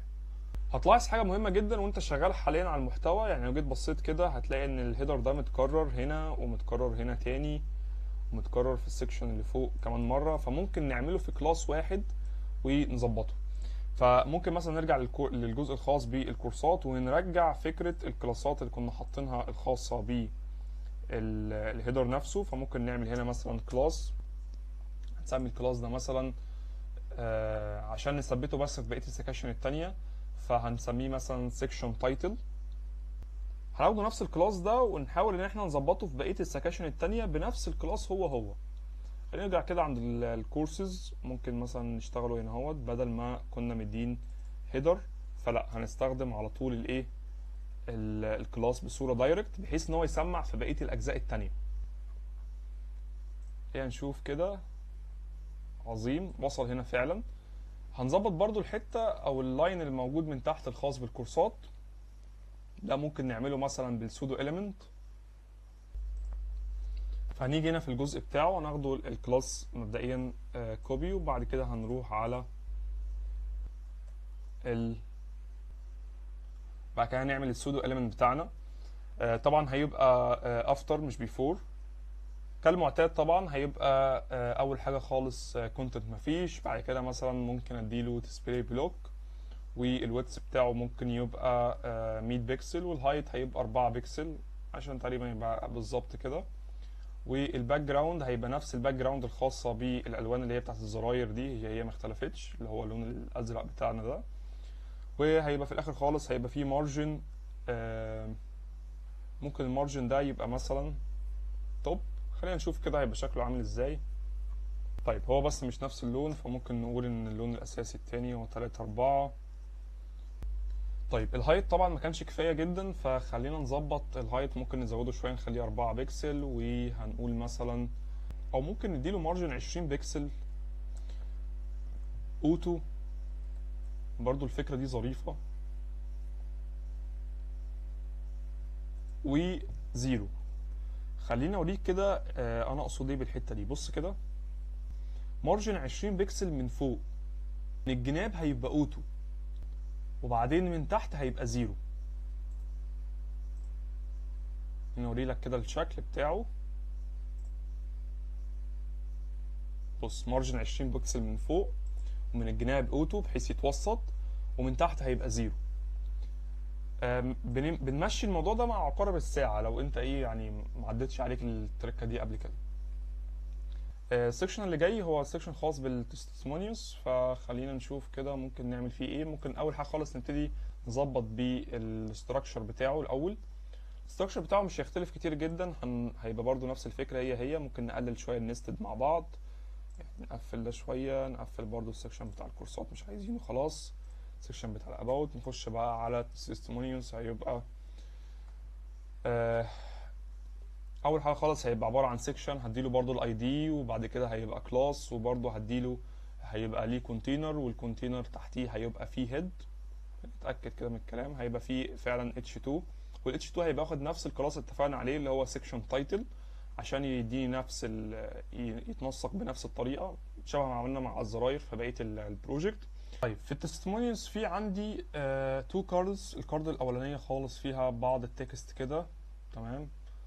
التكست ده ممكن مثلا نحطه في ديف، وممكن نحطه في باراجراف، او نحطه في اي ام. شوف انت يعني لو ليك طرق تانية محتاج انك تشتغل بيها مفيش مشاكل. مفيش هنا تحجيم عامة في فكرة يعني مش لازم تعمل حاجة بالظبط زي ما انا بحاول اعملها، يعني في عدة طرق لنفس الحاجة اللي احنا شغالين عليها. خلاص، وهنعمله ديف هيبقى في مكان للكارد بتاعتنا، تمام. وبعد كده هعمل ديف تانية انا هحط فيها التكست، وديف تالتة هحط فيها الاوثر او الشخص دوت. وبعد كده هيبقى كده خلاص السكشن بالنسبة لي خلص. فخليني كده اوريك المنظر العام في النهاية خالص يبقى عامل ازاي. بالطريقة دي فيها الكارد الاولى، الكارد التانية، ونخش بقى على السي اس اس نشتغل عليه. هنعمله طبعا الكومنت بتاعنا الشهير. ممكن نقول السكشن ده يعتبر سهل فمش عايزين نطول فيه يعني، فبرضه هيبقى نفس الفكرة هي. هنقول هناخد طبعا الايه الكلاس ده كده كوبي، او الكلاس موجود عندنا هناخده كده كوبي، وبعد كده نبتدي نشتغل على نفس الستايلنج اللي اديناه في كل سيكشن قبل كده. كان ايه؟ كان بادنج 100 بكسل تمام، وكان باك جراوند كلر اللون الابيض.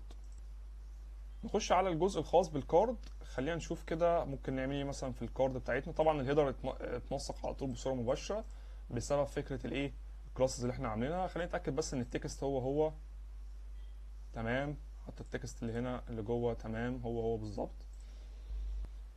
طيب فخلينا نشتغل على الجزء الخاص بالكارد.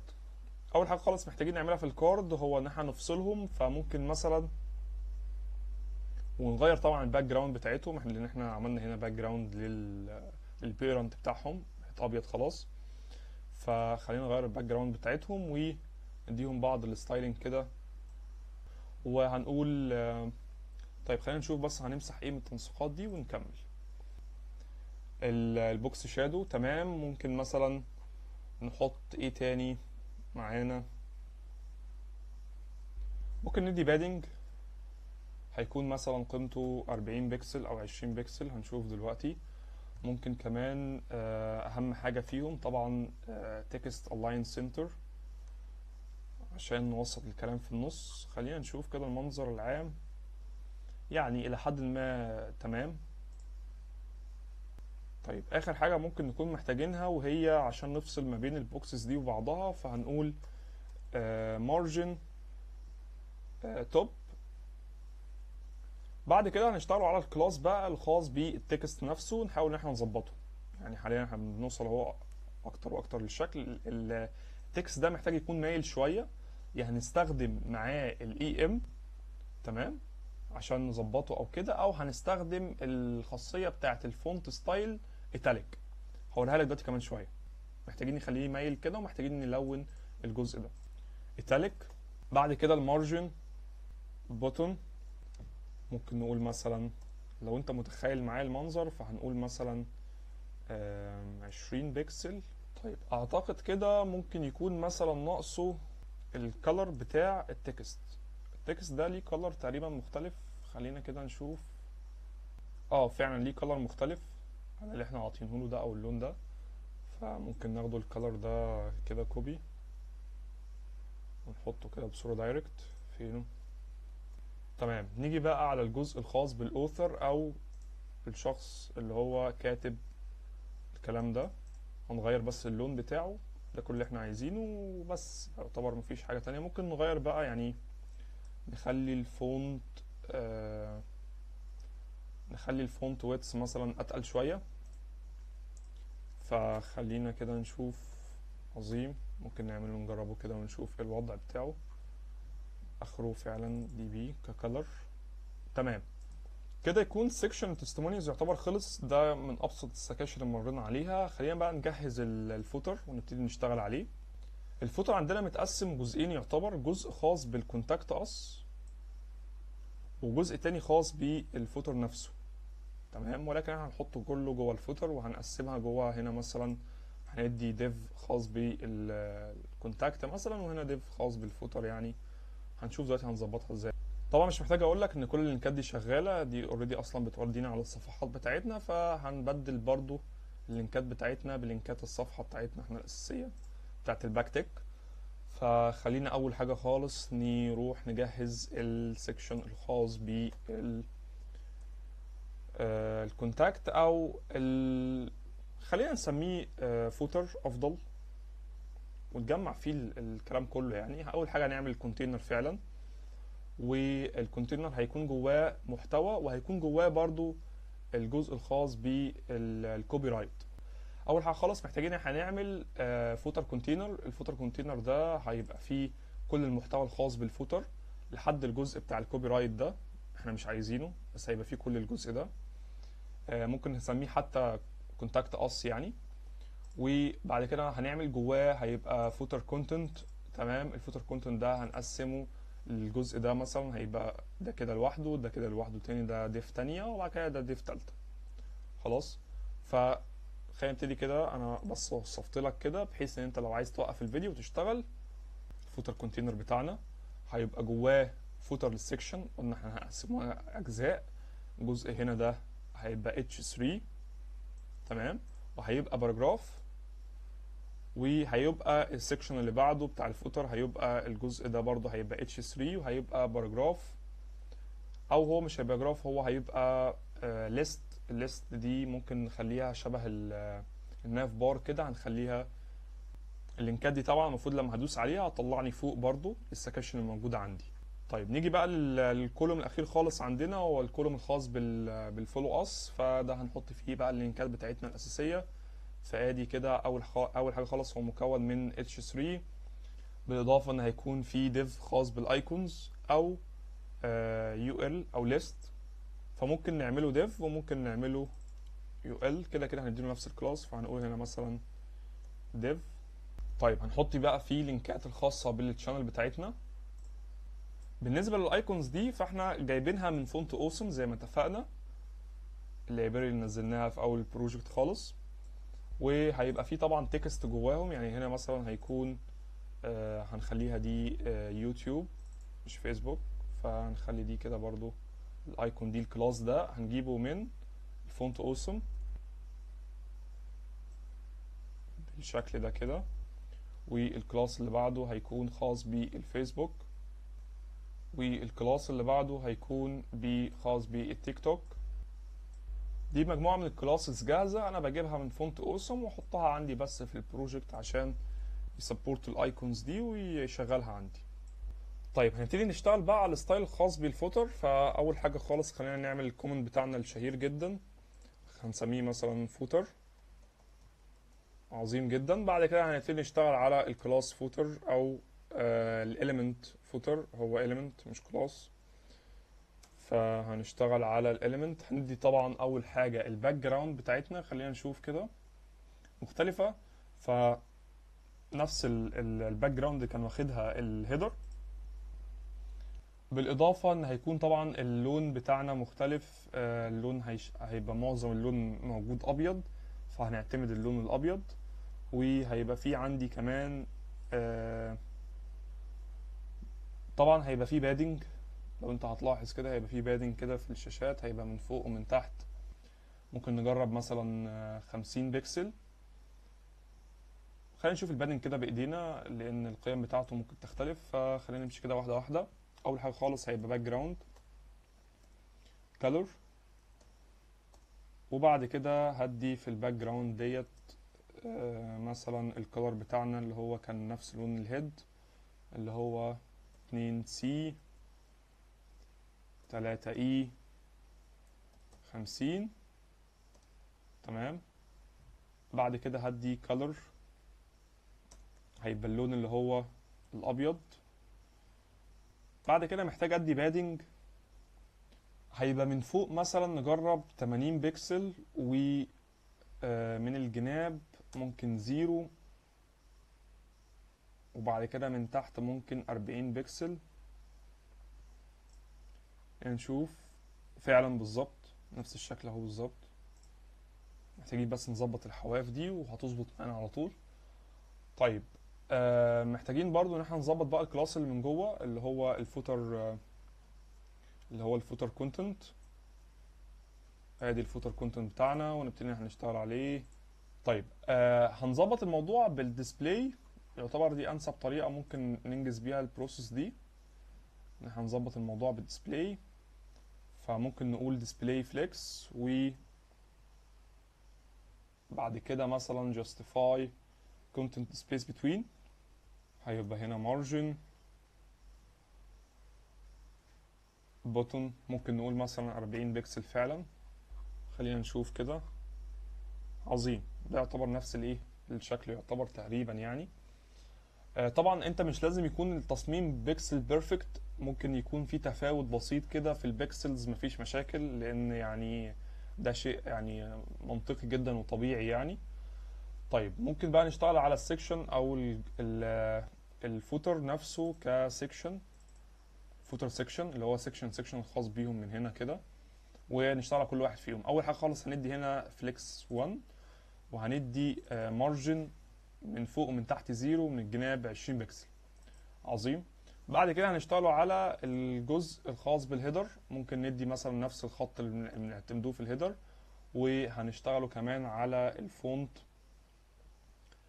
احنا ادينا الفونت سايز، ممكن نكون كمان هندي المارجن بوتون نفس الفكره برضو، هيبقى 20 بكسل.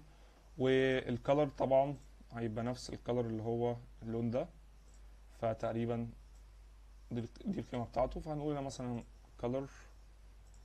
طيب بعد كده هنشتغلوا على الباراجراف. الفوتو سيكشن هيبقى جواه طبعا باراجراف، وهيبقى جواه ال اي اللي جوه، وهيبقى جواه ال اي اللي جوه او اللينك، وهيبقى فيه هافر على اللينكات دي، بحيث لو شفنا كده في التصميم الاساسي هتلاقي فيه هافر على اللينكات، ونفس الكلام الناحيه دي، فهنعمله برضو هافر كده على اللينك ده بالمره عشان نشتغل على طول على الستايلنج. اول حاجه خالص الباراجراف انا محتاج ان انا اديله بس بوتون. خلينا نشوف كده بس الشكل الاول. محتاج ان انا اديله بوتون مثلا من تحت يكون 10 بكسل، فهيبقى مارجن بوتون 10 بكسل بس، مش محتاج اكتر من كده يعتبر. واللينك اللي جوه ممكن هنغير بس الكلر بتاعه، نخليه ابيض، ولكن هو تقريبا ابيض، لا هو مش ابيض، فهنغير الكلر بتاعه نخليه ابيض. وهنغير التكست دايركشن نل عشان بس الايه اللاين اللي من تحت ده. وكمان هنديله نفس الترانزيشن اللي كنا شغالين عليه. طيب في الهوفر هيبقى لونه نفس اللون السايد الاساسي لو جينا كده عليه، او نفس اللون ده بالظبط. فهيبقى في الهوفر الكلر بتاعه هيتغير للون ده اللي هو بتاع الهيدر نفسه، اللي هو اخره دي بي ده بالشكل ده كده. حاليا احنا بنقرب من الشكل الى حد ما، ولكن لسه في شويه كعبله كده محتاجين نظبطها. طيب نيجي بقى على السكشن الخاص بالسوشيال ميديا. فالسوشيال ميديا في عندي جوه السوشيال ميديا في عندي الاتش ده خلاص عملنا له التنسيقات بتاعته، هنعمله للايه اللي جوه بتاعته. فهنقوله سوشيال ميديا الكلاس بتاعنا، هي هنا اساسا هنا. خلينا برضو نظبط اللينكات بتاعتنا بحيث ان هي تفتح برضو على الاماكن الخاصة بالقناة بتاعتنا. طبعا اللينكات دي كلها هتلاقيها في الديسكريبشن برضو. ظبطنا اللينكات بتاعتنا، خلينا بقى ناخده الكلاس ده كده كوبي، ونبتدي احنا نتعامل مع الايه اللي جوه او اللينك اللي جوه. ده اول حاجة محتاجين نشتغل عليها. وهنشتغلوا كمان جواه على ممكن على الهافر، لما هيجي على كل لينك هيبقى فيه ترانزيشن كده بيحصل، ان هو بيطلع لقدام كده شوية عن طريق السكيل. وهنغير اللون بتاعه بس كده. فاحنا ممكن نظبط برضو الهافر، ويبقى كده الجزء الخاص باللينكات ده خلص. فهيبقى هنا هافر لأول مثلا تشايلد هو معمول على هافر كده الأول تشايلد هيبقى معمول مثلا على اليوتيوب، وهيبقى فيه هافر تاني خاص لبقية اللينكات التانية. الهافر بتاع التشايلد، الهافر بتاع الفيرست تشايلد او اللي هو اليوتيوب، فهيبقى هافر. وبعد كده هنقول نوت اللي هو احنا هنعمل ايه على كل اللينكات، ولكن نوت فيرست تشايلد، ما عدا اللينك الاولاني الخاص باليوتيوب. طيب احنا كده جبنا كل اللينكات ما عدا الفيرست تشايلد، محتاجين بقى نجيبه الفيرست تشايلد نفسه. فهنقول هنا هافر على، لما هنعمل هافر على الفيرست تشايلد هتعمل الاكشن دي. تمام. طيب نرجع بقى نظبط اللينكات بتاعت المحتوى بتاعنا. اول حاجه خالص محتاجين ان احنا ندي color الاول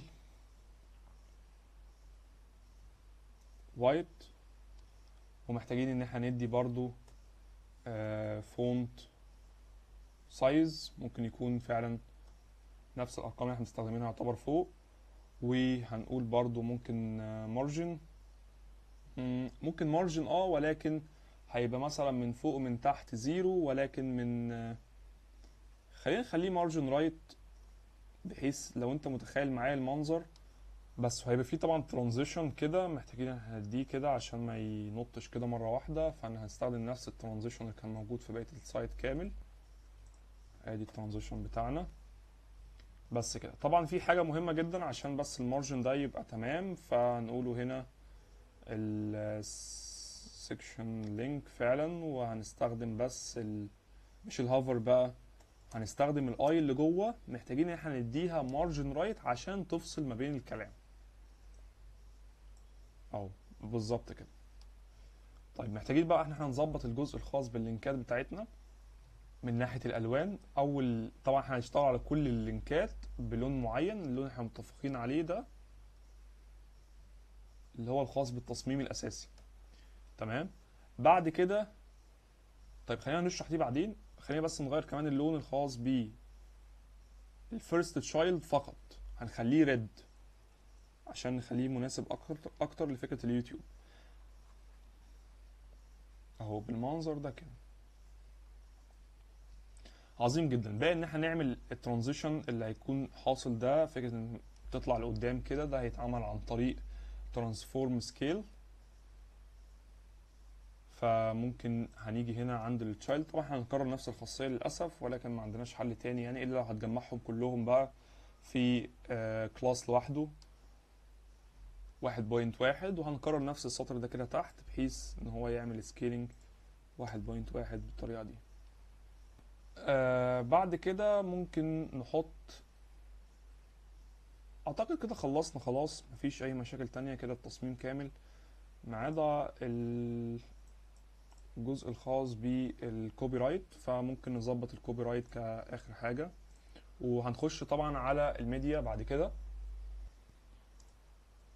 فهنقول هناخد الكلاس بتاع الكوبي رايت، وهنبتدي اول حاجة خالص محتاجين تكست الاين سنتر، ومحتاجين كمان المارجن توب يكون 40 بكسل، ومحتاجين بادنج توب يكون 20 بكسل.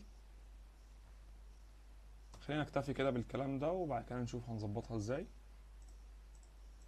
الكلر مش ده خالص، هيبقى مارجن ممكن نقول مثلا 40 بكسل. تمام. وهيبقى بادنج توب.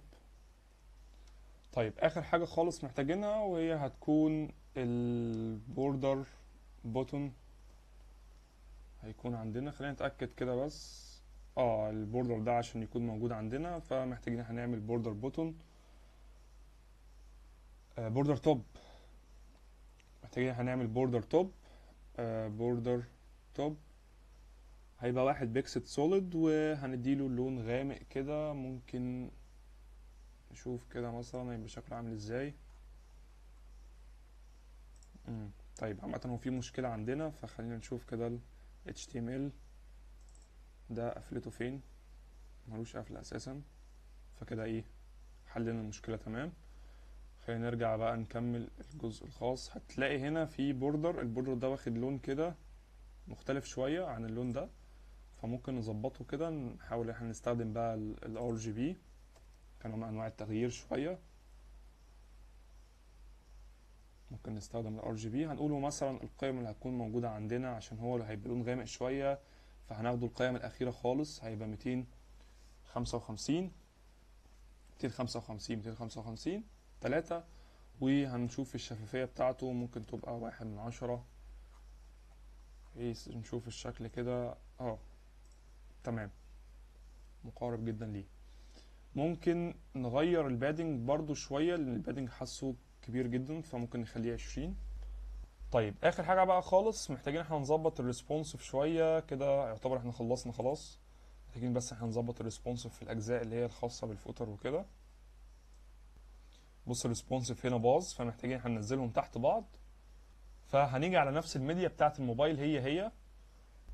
طيب هو مبدئيا أول حاجة خالص محتاجين نعملها في الفوتر، وهو إن احنا نخلي الكونتنت بتاع الفوتر كونتنت فين؟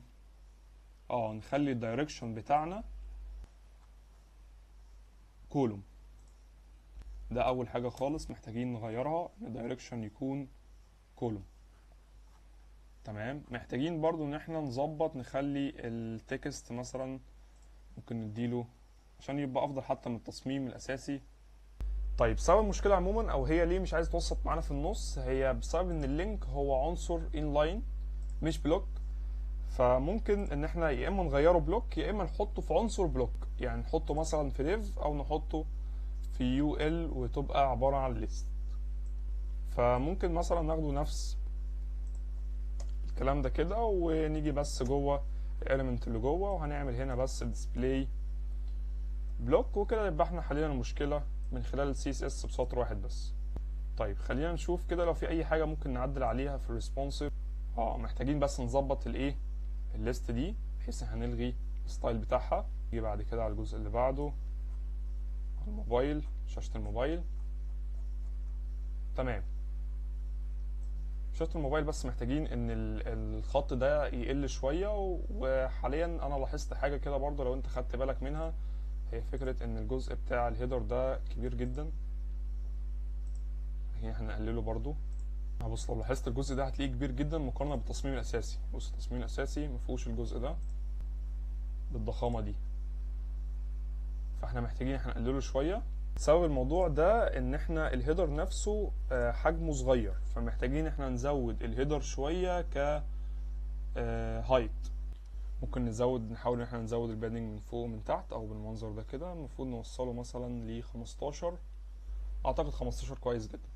فخلينا نروح كده على الجزء الخاص ب عظيم، هنخلي بس ال10 دي 15 كده. احنا عدلنا المشكله البسيطه اللي كانت موجوده عندنا هنا.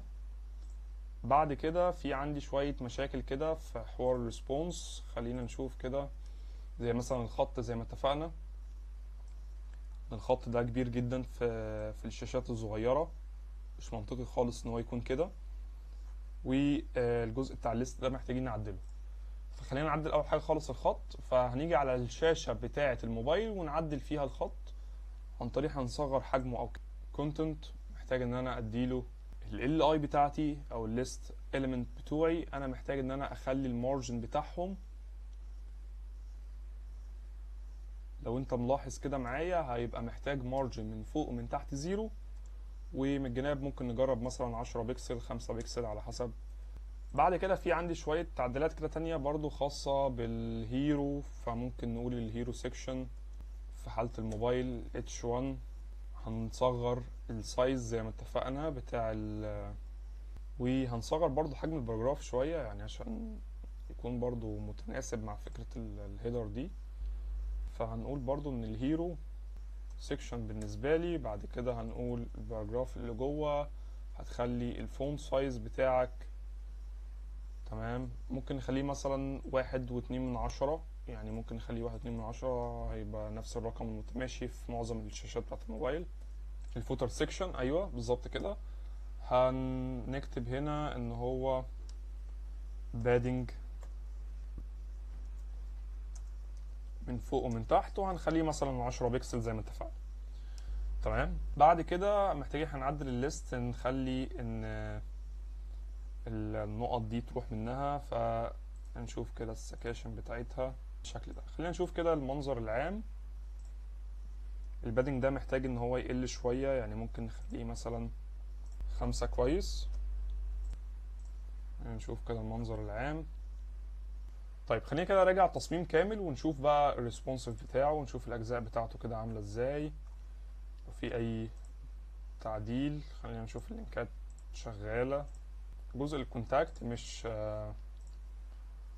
موجود الاي دي بتاعه. الجزء بتاع الفوتر محتاجين احنا نديله هنا اي دي، نفس الاي دي بتاع اللينك اللي موجود فوق، اللي موجود في الهيدر. كنا عاطين في الهيدر كونتاكت، فهندي هنا برضو لينك او اي دي كونتاكت عشان يؤدي على نفس التصميم كده بالظبط تحت. طيب كده يعتبر خلاص خلصنا. خلينا نراجع كده على الاجزاء الفاضله. نراجع على الريسبونسيف، نشوف في حاله تابلت الاخبار تمام. في حاله الموبايل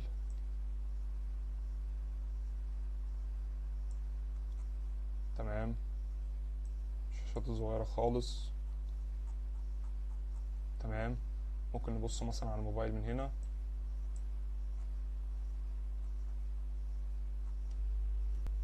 وبكده نكون خلصنا التمبلت بتاعنا. طبعا انت ممكن تعمل تعديلات عليه، وممكن تزود حتى السكاشن بتاعتك، ممكن حتى تعمله تكتب كود افضل مني بكتير جدا. دي مش افضل طريقه ممكن انك تشتغل بيها، ولكن انا اديتك الكونسبت الاساسيه من خلال الشرح. تقدر انت تعدل في الكود وتضيف الاجزاء اللي انت عايزها، وتغير حتى في الشكل بتاع التمبلت. بعد ما خلصنا المشروع بتاعنا محتاجك تعرف ان المشروع ده موجود حاليا على اللوكال او على الجهاز عندك بس. طب احنا محتاجين ان احنا نرفعه على الانترنت ويكون ليه لينك علشان نبتدي نحط اللينك دوت في السي في عندنا او نبعته لاصحابنا عشان يشوفوا الشغل بتاعنا. فهنستخدم هنا استضافه الجيت هاب علشان نعمل حاجه زي كده. هنروح اول حاجه خالص على الجيت هاب اكونت بتاعنا، ولو مش عامل اكونت على جيت هاب ابتدي اعمل اكونت على جيت هاب علشان ترفع عليه المشاريع بتاعتك، وكمان تستخدمه كاستضافه مجانيه في المشاريع اللي هي بتاعه ال HTML وال CSS وبعض المشاريع التانية كيسز، زي مثلا لما ان شاء الله تتعلم الفريم ورك نيكست جي اس هتستخدم فيرسيل او رياكت. يعني تفاصيل كتيره جدا مش عايز ادخلك فيها دلوقتي. خلينا نخش على الريبوز الموجوده عندنا، وبعد كده هنعمل نيو. هنا هتكتب اسم الريبو بتاعك، فهنقول مثلا ان هو تمبلت كورس مثلا لل HTML وال CSS. فبيسالك بعد كده انت هتكتب ديسكربشن ليه، فهنسيب الديسكربشن فاضيه. بيقول لك بابليك ولا برايفت، فهنقول ان هو بابليك.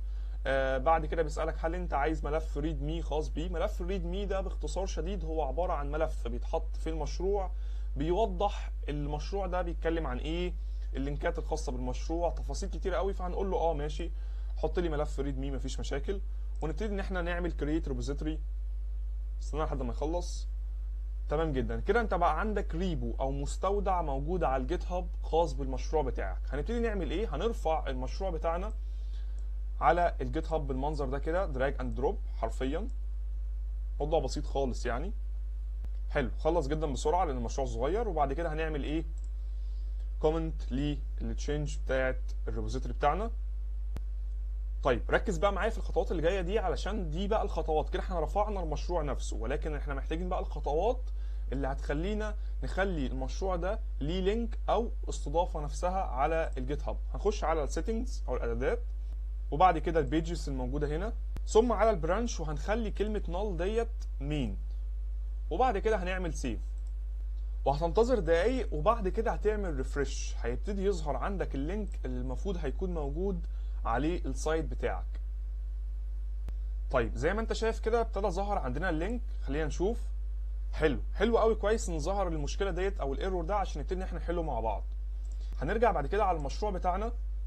هتلاقي ان انت الفايل بتاع ال HTML مسميه project.html، وده مش هينفع على استضافه الجيت هاب، هو كده مش عارف اسم الفايل ده.